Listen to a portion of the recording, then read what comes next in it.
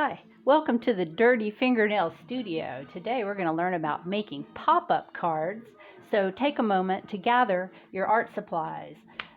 Ruler, pencil, scissors, a Sharpie or a marker, and some glue. And some scrap papers that you may have around the house. So pop-art is the art of making a piece of supposedly two-dimensional paper something three-dimensional. You might want to warm up by just cutting and taping some papers to see all of the different three-dimensional shapes you can create. Our first pop-up is going to be what I call the talking mouth. We're going to start with a half a sheet of paper. That'd be about 5 by 7, and we're going to fold it the long way. Easiest to match your corners together. Hold those corners down and then smooth towards the folded edge. Crease that folded edge well using your finger or a tool of any kind. Paper has memory, and once you've folded that edge, it will always know it was there. You're on your first step to paper folding. You've created a three-dimensional environment. This would be called a valley fold, and this would be a mountain fold. We're going to take the folded edge and we're going to divide it into thirds, marking it with a pencil. And then we're going to take your scissors and carefully cut a 1-inch slot from the fold towards the open end of the paper at a right angle, straight perpendicular from the folded edge. Now you're going to take that folded, that cut edge, and you're going to fold it at a diagonal to the left and a diagonal to the right.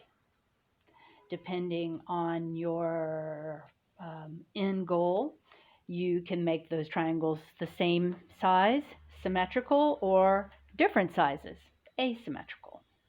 We want the paper to really remember these angles, so we're going to crease it multiple times, back and forth, and then flat where you started.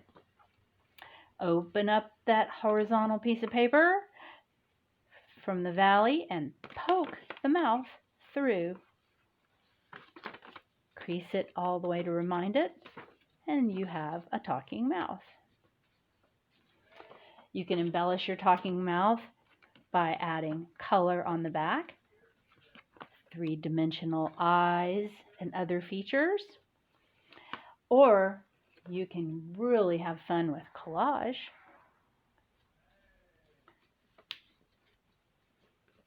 Creating a masterpiece. That's pop-up number 1. Now for pop-up number 2. Pop-up number 2 is your most functional pop-up of all time. I call it the box.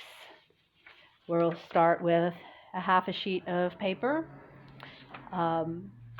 approximately 5 by 7, but this time we're going to fold it on the short side, matching the two corners together, smoothing it back towards the fold and creasing it well. Now you have your valley or your mountain. Look at the folded side. We are going to measure somewhere on that folded side and make a 1-inch wide box. So we're going to mark it in 2 places, 1 inch apart. This can be anywhere on the folded side, and it's kind of up to you as what your design might be. Get your scissors, and from the folded side up, we're going to make 2 1-inch clips.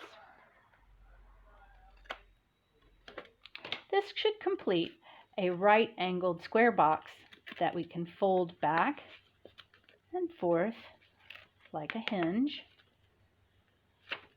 and pop it towards the center to create, I don't know, what would you create? some of the things that ways you can embellish this might be to add some collage materials to create a three-dimensional snow scene. They'll pop up when you open the card. It can go horizontal. You could create a snow globe popping up to create a message. I hope you have fun making pop-ups. Check your Swissvale library for the pop-up kits and more instructions and references about pop-ups for the month of November. See you next time.